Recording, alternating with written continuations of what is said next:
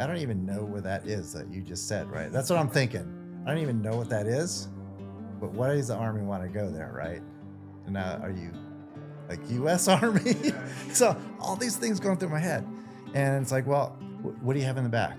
And he's like, and he said, it's like, I have guys with guns, and I need to get all of us to wherever it is they needed to go. I need to see, is that okay if I do this, right? I mean, otherwise, you're not going to be allowed through here. And he said, go ahead. And then the Battalion 2000 never comes down because apparently, so whoever's calling that Spectre gunship, guess who they are? Yeah. it's it's it's unit guys down there. I was gonna say I know you cross paths with which is it's funny how that works out, but yeah, can you speak to that story? Because that was crazy. Yeah. Running into them in our blocking position. Yeah. So we're expecting that morning. So Spectre gunship all night long. We're hearing all that stuff. We're getting ready for this big fight of our lives. And nothing happens. Sun starts to come up and nothing happens. We have a few people that are awakening, trying to move around. So there's a curfew. There's a curfew in Panama at the time for everybody other than military. You have to be military during whatever hours they are, martial law kind of stuff. And sun's coming up and people are allowed to move around if you have a reason to move around. And so there's some people showing up at our blocking position. And of course, now we're ready.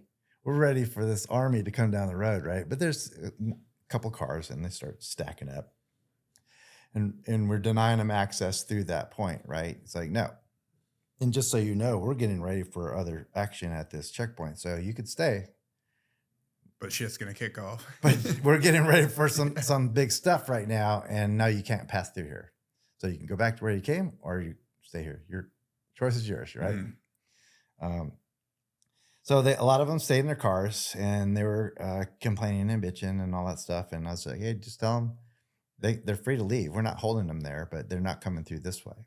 And really in that part of Panama, there wasn't a whole lot of other options for them to get around.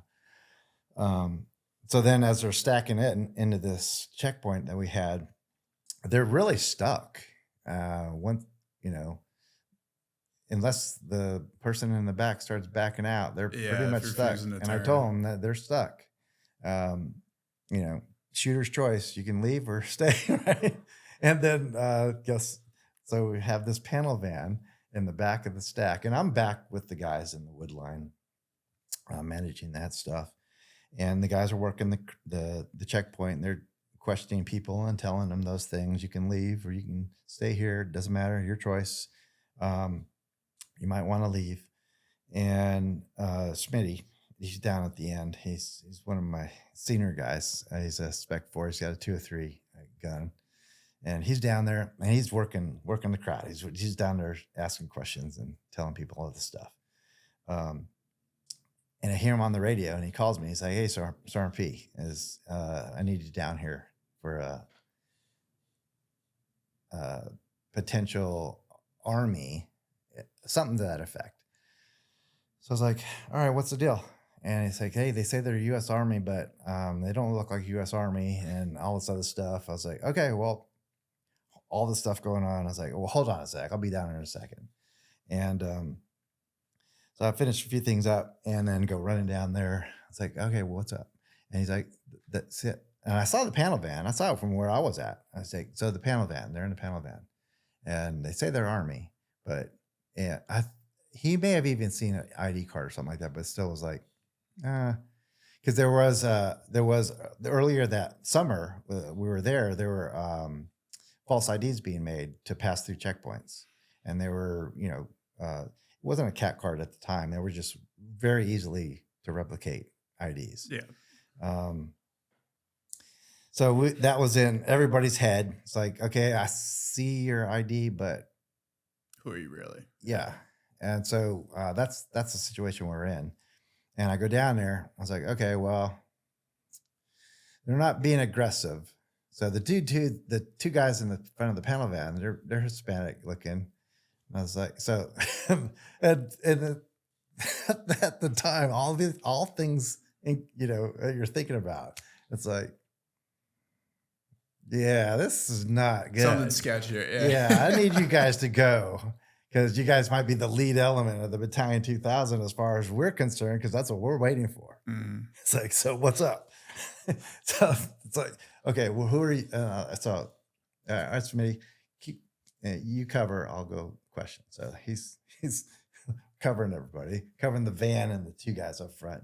It's like, and he's like, Sergeant. He calls me Sergeant. He's like, Sergeant, I get it, but we're in the Army. We need to get to. It was either Comandancia or somewhere where Noriega was at, or I don't know if they said Comandancia or something else. Not the Comandancia, the Papal Nuncia, right? Something along those lines.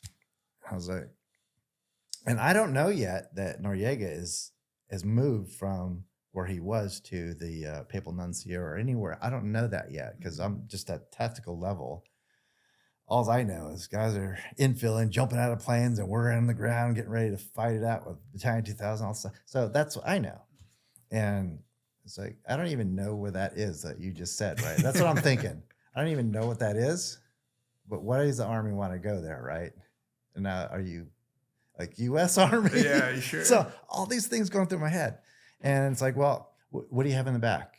And he's like, and he said, it's like, I have guys with guns and I need to get all of us to wherever it is they needed to go. I was like, okay, well, I need to see. Is that okay if I do this, right? I mean, otherwise, you're not going to be allowed through here. Yeah. And he said, go ahead, right? And I don't know whatever conversation they had between whoever's in the front seat and whoever's in the back, but I was like, okay, I'm going to open the door and check in the back. So it's a panel van, so it's a slider door, right? So we're going to do our infantry thing and clear this vehicle, right?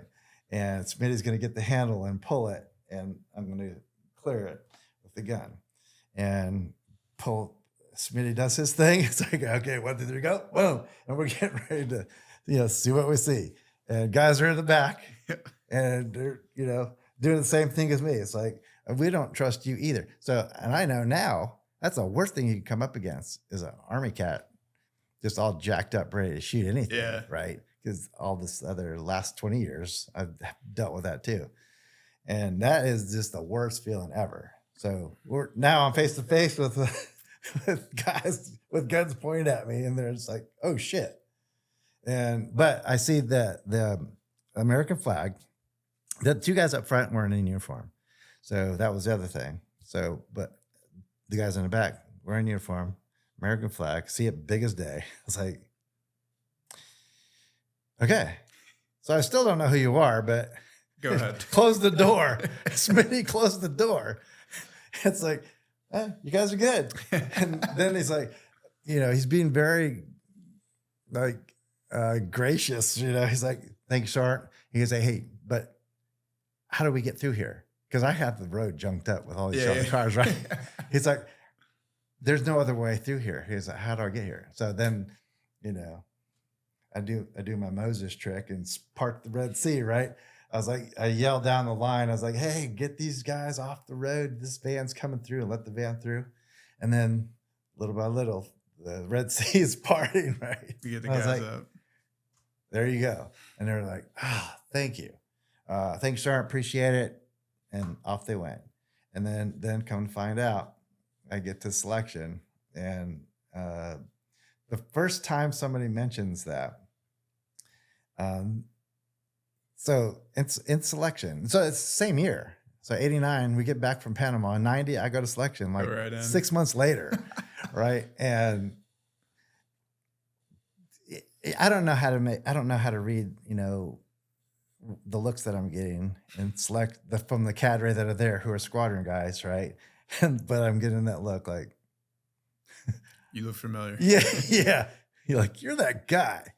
And so I don't make the first selection. The second time I go through, I make it. And when I make it, they come through there and it's like, and then they start relaxing a little bit. They can finally talk to you. It's like, since you made it past selection, I was like, hey, you were in Panama, right? Because so the whole time I'm going through selection, they're like, yeah, that's that dude. That's that dude that was in Panama, right? And I don't know that discussion's happening until later when I get to the unit, but in selection at the end, when I make it, they're like, "Were you in Panama in '89?" Yeah, yeah. And I'm thinking, oh wait, wait, Holy what shit. interaction did I have with guys, right? And I was like, oh, it might have been those guys in the van, right? Yeah.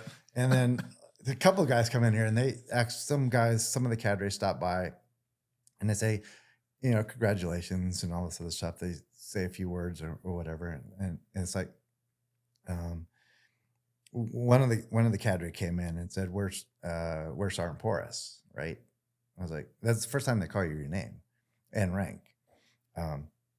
So they said, everybody's like, "Yeah, he's over there. Get away from me! What's wrong? What's going on?"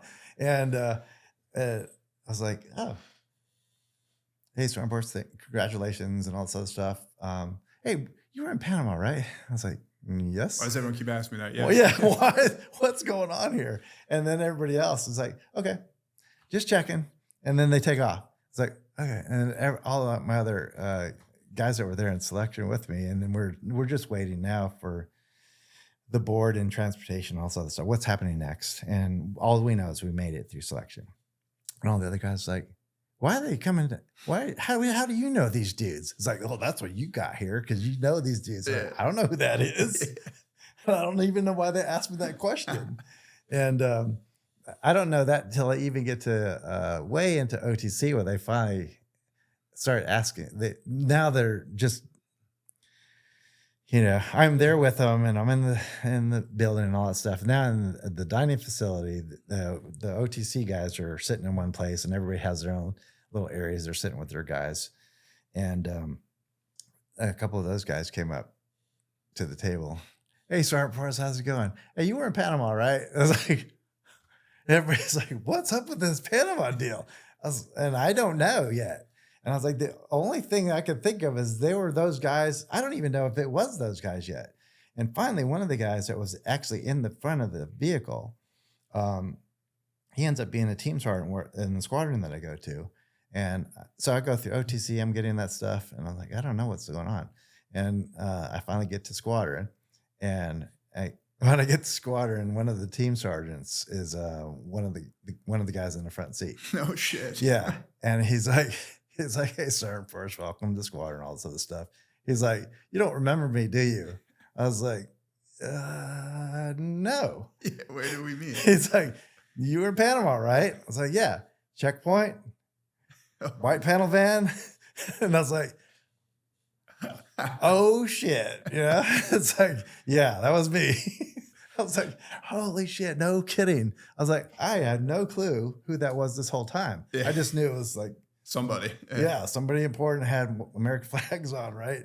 And badass fucking shit going on, and needed to be somewhere in a hurry. And apparently, you have control. You were talking to, you have control of the Spectre gunship that night. Yeah. And yeah, that's when I even finally find out what all this is about. And then one of my buddies in Second Ranger Battalion, who's on the jump out there, he also gives me a hard time because apparently he ran into some 7th Infantry guys and they shot at each other and shot at them. And he's like, "Yeah, you 7th Infantry dudes, you're the one who shot at me." I was like, "No, I didn't shoot it." No, that wasn't me. I was man. getting shot at and they couldn't shoot him. I don't think I was shooting at you. Yes, so he still gives me a hard time. I still talk to him. He's a good dude. Yeah.